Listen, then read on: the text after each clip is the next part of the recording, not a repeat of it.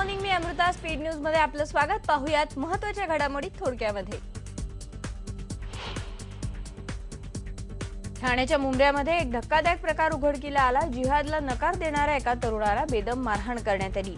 पोलिसांनी या प्रकरणी गुन्हा नोंदवलाय, पण तक्रारीत जिहादचा उल्लेख असला तरी प्राथमिक चौकशीत तसं निष्पन्न झालं नाही असा दावा पोलिसांनी केलाय. हे सत्य समोर आणणाऱ्या आयबीएन लोकमतच्या विरोधात गुन्हा दाखल करण्यात आलाय. जमावाला भडकावल्याचा अनाठायी आरोप करत हा गुन्हा दाखल करण्यात आलाय. त्यामुळे मुंब्रा पोलिसांवरती राजकीय दबाव आहे का असा प्रश्न उपस्थित होतोय. 26 तारखेला संध्याकाळी श्रीमती परवीन मोहम्मद शेख यांचा मुलगा समोर उभा असताना काही लोक युवक आले आणि त्यांनी म्हटले की नमाजसाठी चला. तर त्यावेळेला त्यांच्यावरून त्यांची तिथं वादावादी झाली आणि वादावादी झाल्यानंतर त्यांनी त्याची तिथं मारहाण झाली. त्यामध्ये काही लोकांनी त्याची जी परवीनची जी इनोव्हा कार आहे ते इनोव्हा कारच्या पाठीमागची काच फोडली. त्या तक्रारीमध्ये तो मुलगा असं म्हणतो की चलो जिहाद को हम तुम्हें जिहाद सिखाते आहे, नमाज को चलो, असंच ते म्हटले म्हणून त्यांची वादावादी झाली असं तक्रारीमध्ये नमूद आहे. परीक्षा आणि ती सुद्धा 10वीची परीक्षा सुरू असताना सहसा शाळेमध्ये शांतता असते, पण अंमळनेरमध्ये मात्र वेगळाच प्रकार पाहायला मिळाला. इथे 10वीच्या विद्यार्थ्यांनी परीक्षा दिली ती डीजेच्या आवाजाच्या साथीने. इतकंच नाही तर एकेका बेंचवर चक्क 3 ते 4 विद्यार्थी पेपर सोडवायला बसले होते. याचं कारण म्हणजे या मुलांची परीक्षा सुरू असताना या शाळेच्या आवारात धूमधडाक्यात लग्न सुरू होतं. नगरपालिकेच्या या उर्दू शाळेच्या आवारासोबतच वर्गखोल्या आणि वरांडे देखील या लग्नासाठी भाड्याने देण्यात आले. त्यामुळे एकीकडे रिकामे असलेल्या वर्गांमध्ये परीक्षा सुरू होती तर दुसरीकडे लग्नाच्या जेवणाची तयारी चालू होती. काही ठिकाणी तर मुलांना जमिनीवरती बसून पेपर सोडवायला लागले.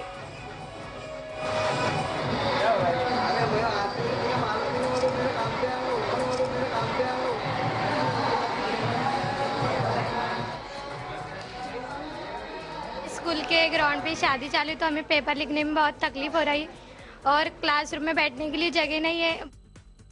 मुझे 8 कलर का फ़ोन आया स्कूल बोर्ड से कि शादी के लिए 3 रूम दो, मगर मैंने बोला कि यहाँ पर बच्चों के एग्ज़ाम शुरू है, मगर हम कैसे दे सकते, मगर फिर भी मजबूरन मुझे रूम देकर और बच्चों को एक क्लास के अंदर 3 क्लास को एडजस्ट करना पड़ा. पण परवानगी देतो, पण ती परवानगी सुटीच्या दिवशीच देतो.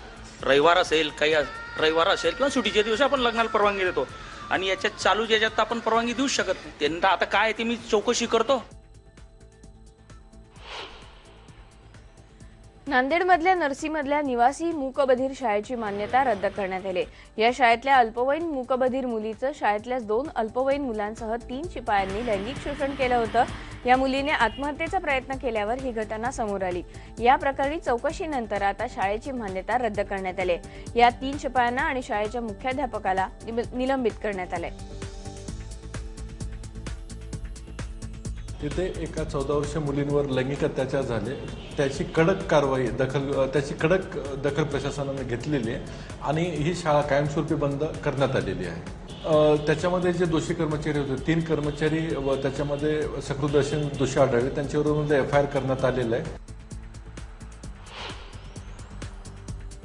पुण्यातल्या वारजे माळवाडी परिसरामध्ये एका 2.5 वर्षाच्या चिमुकल्याची हत्या करण्यात आली. या प्रकरणातल्या आरोपींना अटक करण्यात पोलिसांना यश आले. प्रेमसंबंधात या मुलीच्या आईच्या प्रियकराने चिमुरडीचा खून केला. ज्ञानेश्वर कदम असं या आरोपीचं नाव आहे. या चिमुरडीची आई प्रतिसाद देत नसल्याच्या रागातनं कदम यांनी या चिमुरडीचं अपहरण करून तिचा खून केला.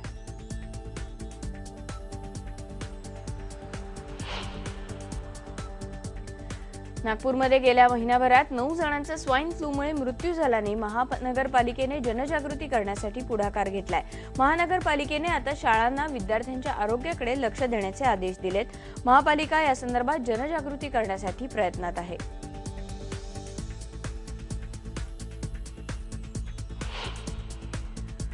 राष्ट्रवादीचे अध्यक्ष शरद पवार आणि पंतप्रधान नरेंद्र मोदी 14 फेब्रुवारीला बारामतीत एका कार्यक्रमात एकत्र येत आहेत.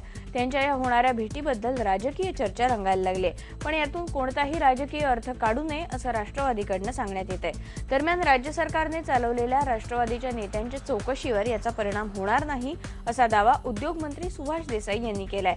शिवसेना या चौकशांवरती बारीक लक्ष ठेवून असणार असल्याचंही देसाई यांनी म्हटलंय। एकदा निवडणुका झाल्यानंतर देशातल्या काही महत्त्वाच्या राष्ट्रपती, पंतप्रधान किंवा काही महत्त्वाचे कॅबिनेट मिनिस्टर हे ज्या व्यक्ती असतात, यांनी काही ठिकाणी काय विकास झाला, काय तिथं सुधारणा झालेल्या आहेत, ह्या बघितल्यानंतर धोरणं ठरवत असताना किंवा इतर काही गोष्टी करत असताना त्याचा उपयोग होत असतो। त्याच्यामुळं माझी कृपया हात जोडून विनंती, ह्याच्यातनं राजकीय कुठलाही अर्थ काढू नये। कोणी कुठे जावं हा ज्याचा त्याचा प्रश्न आहे, आमचा काय प्रश्न आहे त्याच्यामध्ये? फक्त मुद्दा हा आहे की ज्या NCPच्या नेत्यांवर खटले घालावेत त्यासाठी चौकशी सुरू केलेली आहे। CIDची चौकशी सुरू झाली, अँटी करप्शनची चौकशी सुरू झालेली आहे। ह्याच भेटीमुळे NCPच्या लोकांना एक वेगळा आत्मविश्वास येईल की आम्ही आता ह्याच्यातून पळवाट काढू, तर तशी काही पळवाट काढायला देणार नाही हे सरकार, आणि शिवसेना त्याबद्दल दक्षतेने लक्ष देईल। राज्यातली साखर कारखानदारी दुहेरी कात्रीत सापडली असल्याचं शरद पवारांनी म्हटलंय। एकीकडे FRP पेक्षा जास्त भाव दिला म्हणून आयकर विभाग नोटिसा पाठवतोय, तर दुसरीकडे FRPचा दर मिळावा यासाठी सरकारमधलेच पक्ष कारखान्यांच्या विरोधात आंदोलनं करतायत। म्हणूनच या दुहेरी संकटातनं मार्ग काढण्यासाठी आता सरकारनेच साखर उद्योगाला मदत करावी अशी मागणी शरद पवारांनी केली। केंद्र सरकार ऊसाची जी किंमत ठरवायची, आता त्याला FRP म्हणतात, याच्या आधी SMP म्हणायचे, म्हणजे मिनिमम सपोर्ट प्राईस। तर ज्या कारखान्यांनी केंद्र सरकारने ठरवलेल्या किमतीच्या पेक्षा अधिक किंमत ऊस उत्पादकांना दिली, त्यांच्याकडून हा वाढीव नफा लक्षामध्ये धरून इन्कम टॅक्स वसूल करावा अशा प्रकारच्या नोटिसेस जवळपास सगळ्यांना आल्या।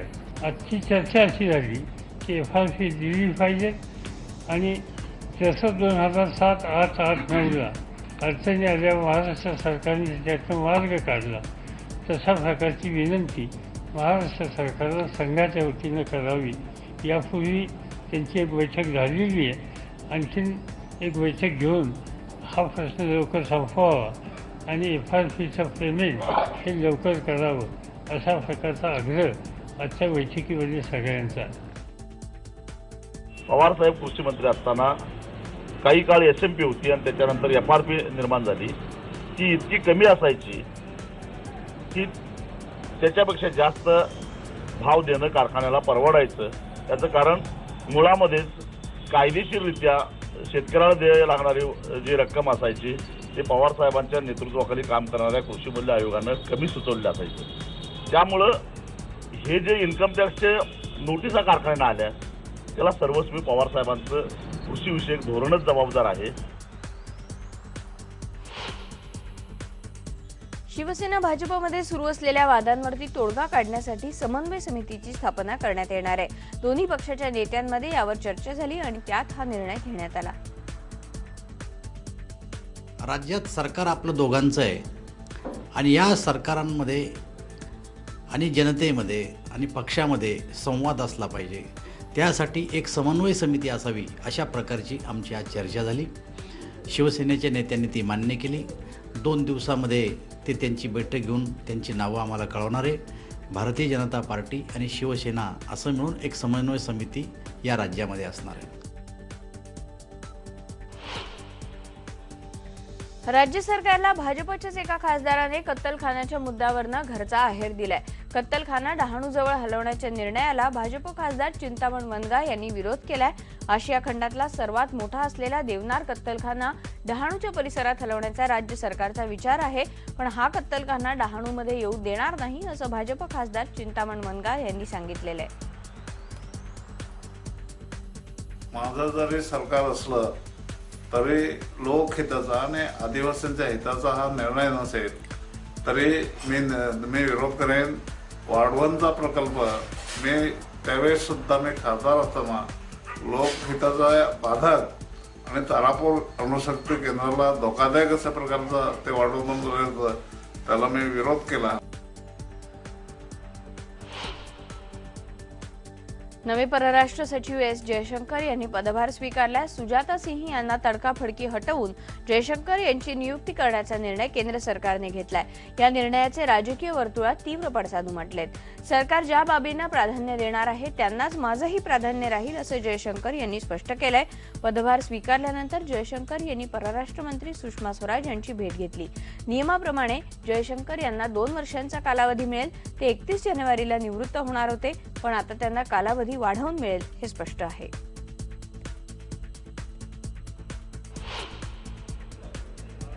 पीडीपी आणि भाजप लवकरच जम्मू काश्मीरमध्ये सरकार स्थापनेची घोषणा करण्याची शक्यता आहे. तसे संकेत दोन्ही पक्षांकडून देण्यात आले. दोन्ही पक्षाच्या वरिष्ठ नेत्यांची जम्मूमध्ये बैठक झाली.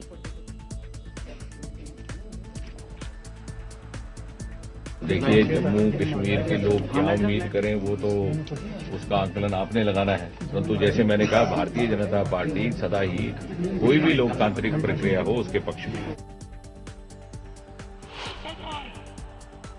काँग्रेसचे उपाध्यक्ष राहुल गांधी यांनी दिल्लीमध्ये सीलमपूर भागात सभा घेतली. यावेळी त्यांनी पंतप्रधान नरेंद्र मोदींवर जोरदार टीका केली. बराक ओबामांच्या दौऱ्यादरम्यान नरेंद्र मोदी यांनी घातलेल्या महागड्या सूट्सवरती राहुल गांधींनी टीका केली. मोदींनी प्रचारादरम्यान अनेक आश्वासनं दिली होती, प्रत्यक्षात त्याची काहीच अंमलबजावणी होत नाहीये अशी टीका राहुल यांनी केली. मोदी जी ने कहा था कि 15 लाख रुपए हर एक व्यक्ति के मैं बैंक अकाउंट में डालूंगा. काला धन है, करोड़ों रुपए हिंदुस्तान के बाहर पड़े हुए हैं, उसको मैं उठा के यहां वापस लाऊंगा. 15 लाख रुपए आपको मिले.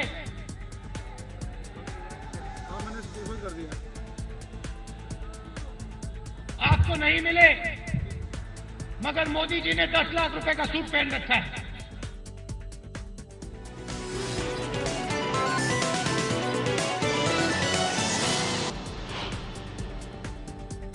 ज्येष्ठ सामाजिक कार्यकर्ते बाबा आढाव यांच्या नेतृत्वाखाली पुणे जिल्हा परिषदेच्या समोर कचरा वेचक कष्टकरी संघटनेच्या महिलांच्या वतीने ठिय्या आंदोलन करण्यात आलं. कागद, कचरा, पत्रा वेचक कष्टकरी संघटनांच्या महिला या आंदोलनात सहभागी झाल्या. कचरा वेचकांच्या मुलांना स्कॉलरशिप मिळण्यासाठी हे आंदोलन करण्यात आलं. आम्ही ह्या स्कॉलरशिपचा पाठपुरावा करतोय. केंद्र शासनाने मंजूर केलेली ही योजना आहे. कचरा वेचकांचा समावेश झाला योजनेमध्ये, पण इथलं समाज कल्याण खातं, राज्य सरकार, शिक्षण मंडळ आणि जिल्हा परिषद हे सगळे मिळून खूप चालढकल करत आहेत. आम्ही दरवर्षी ह्या प्रश्नासाठी खूप अशा रस्त्यावर येऊन आंदोलन करत असतो आणि कचरा वेचक आहे जे हातावर पोट भरणारे लोक आहेत त्यांच्या ह्या स्कॉलरशिपमुळे मुलांना खूप शिक्षणासाठी मदत मिळणार आहे. आळंदी नगरपालिकेचे मुख्याधिकारी विनायक औंधकर यांना काल सकाळी 2 नगरसेवकांनी तोंडाला काळं फासून बेदम मारहाण केली. या प्रकरणी आळंदीचे माजी नगराध्यक्ष आणि सध्याचे नगरसेवक राहुल चिताळकर पाटील आणि प्रशांत कुराडे यांच्या विरोधात खुनाच्या प्रयत्नाचा गुन्हा दाखल करण्यात आलाय, पण अजूनही या प्रकरणी कोणालाही अटक करण्यात आलेली नाही. आळंदी नगरपालिकेच्या बाहेर आल्या पुलाजवळ एक पांढऱ्या रंगाची फॉर्च्युनर आडवी घातली त्यांनी. त्यातनं राहुल चितळकर माजी नगराध्यक्ष आहे, तो आता सध्या नगरसेवक आहे, आणि प्रशांत कुराडे तो आता नगरसेवक आहे. दोघं आणि 4 इसम आडवे आले आणि मला बेदम मारहाण करायला सुरुवात केली. प्रशांत कदमनं माझं नरडं दाबलं हातानं आणि राहुल चितळकरनं मी गळ्याला दाखवलं असलेला जो रुमाल आहे तो रुमाल लावलं, त्यानं नरडं दाबायचा प्रयत्न केला आणि तोंडावर लाथा बुक्क्यानं मारत मला एका खेळीच्या गाड्यापर्यंत नेले. जालन्यामध्ये महाराष्ट्र राज्य भूमी अभिलेख कर्मचाऱ्यांच्या संघटनेच्या संपाचा 4था दिवस आज आहे. या संपामुळे कामकाज ठप्प झाले, त्यामुळे शेतकऱ्यांची कामंही खोळंबलेली आहेत.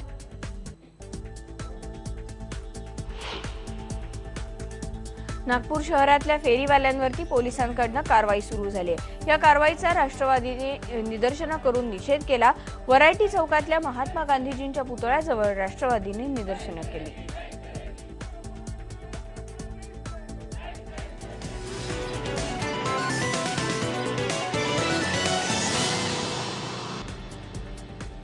भारत इंग्लंड तिरंगी मालिकेतल्या शेवटच्या साखळी सामन्यामध्ये आज आमने सामने असणार आहेत. हा सामना जिंकणारी टीम फायनल गाठणार आहे. त्यामुळे एक प्रकारे या मॅचला सेमीफायनलचं स्वरूप आलंय. टीम इंडियाला या सिरीजमध्ये एकही सामना जिंकता आलेला नाही. पावसाच्या कृपेमुळे टीमला 2 पॉइंट्स मिळालेले आहेत आणि त्याच्या जोरावरती टीमच्या फायनल गाठण्याच्या आशा जिवंत आहेत. रोहित शर्मा या सामन्यात खेळणार नाहीये तर शिखर धवन अजूनही फॉर्मसाठी चाचपडतोय. बॉलिंगमध्ये ही परिस्थिती फारशी समाधानकारक नाहीये. पंढरपुरातली माघी वारी ही चंद्रभागेच्या वाळवंटातच भरते. पण प्रशासनाने हायकोर्टाच्या आदेशानुसार नदीपात्रात राहुट्या उभारायला मनाई केले. कारण अर्थातच स्वच्छतेचं दिलं गेलंय. पण या निर्णयाला फडकरी संघटनेचे बंडातात्या कराडकर यांनी तीव्र विरोध केलाय. त्यामुळे ऐन माघी वारीच्या काळात प्रशासन आणि वारकरी मंडळींमध्ये तणाव निर्माण होऊ शकतो.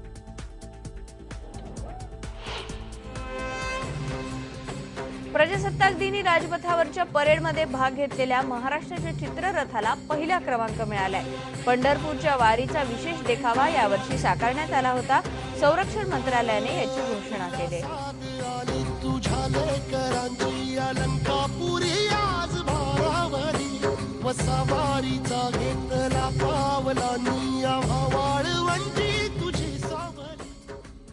यासोबतच स्पीड न्यूज मध्ये इथेच थांबूयात. पहा फक्त IBN ग्रुप.